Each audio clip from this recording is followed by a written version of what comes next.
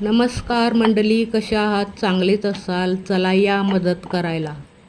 मंडळी, आज पुन्हा गुरुदादा आणि राहुलदादा आलेले आहेत आपल्याला मदतीला.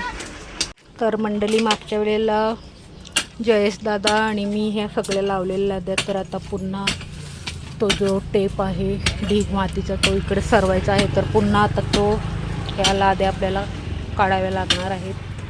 अशा हे बरेच वेळा काढून झालेले आहेत आणि स्कूटी इथून तिकडे ठेवलेले आहे. सध्या इथल्या टाक्या ह्या बाजूला सरवलेल्या आहेत, परंतु त्या स्कूटीचा आपण व्हिडिओ काढायलाच विसरलो. एवढ्या अडचणीतनं तिकडे डिंकूताईने घेतलेले आहे. यावं अर्ध्या ठेव ना, अर्ध्या मग तिकडे मगाशी तठ घुम गेल. हां बेस फेर पक्की मोठी ह्याची काय करा ती पिकाऊ गोल गोल फिरवा. मंडळी, ते खूपच मुंग्या आहेत आणि आपल्या गुरुदादाला ते चावलेले आहेत.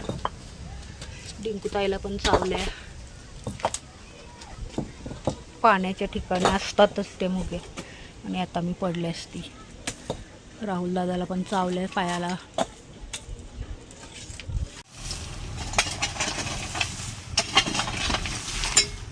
आता रघुमामा पण आलेले आहेत मंडळी मदत करायला.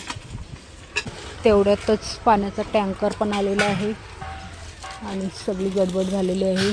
तिकडे टँकर आहे पाण्याचा, तो आता थोड्या वेळाने इकडे येईल. आता टाक्या ठेवायला आपल्याकडे जागा नाही, तात्पुरते तिकडे आपण आता लावलेले आहेत टाकर. इकडे टाकी धुवायचं चालले काम डिंकूताईचा.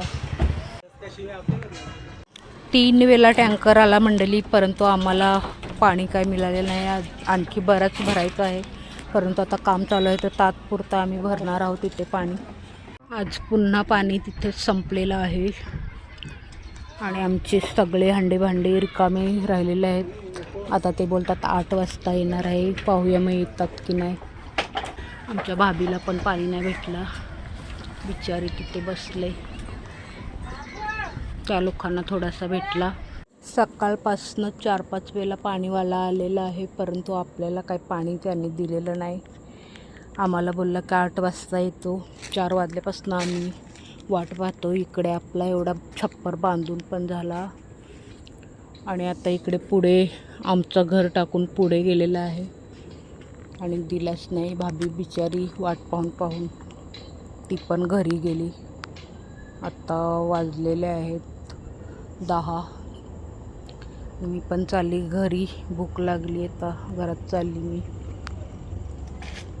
तर आता ह्याला पर्याय काय?